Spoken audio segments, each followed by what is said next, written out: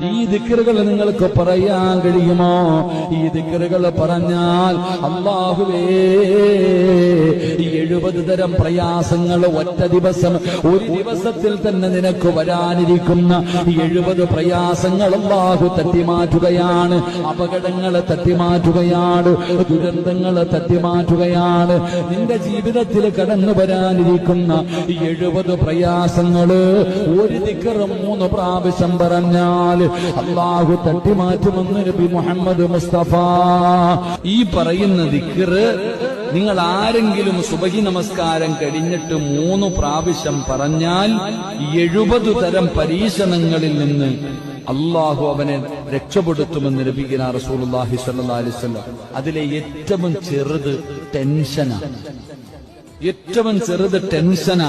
70ഓളം അൽഹംദുലില്ലാ എന്റെ പ്രിയപ്പെട്ടവരെ 70 തരം പ്രയാസങ്ങൾ അല്ലാഹു മാറ്റിത്തരും. 3 വട്ടം പറഞ്ഞാൽ മതി ഈ ദിക്ർ. ബിസ്മില്ലാഹിർ റഹ്മാനിർ റഹീം. അൽഹംദുലില്ലാഹി റബ്ബിൽ ആലമീൻ ഹംദൻ കസീറൻ ത്വയ്യിബൻ മുബാറക്കൻ ഫീഹി. 70 തരം അല്ലാഹുവിന്റെ പരീക്ഷണങ്ങളിൽ നിന്ന് അല്ലാഹു നിനക്ക് സംരക്ഷണം നൽകുമെന്ന് നബി മുഹമ്മദ് മുസ്തഫ.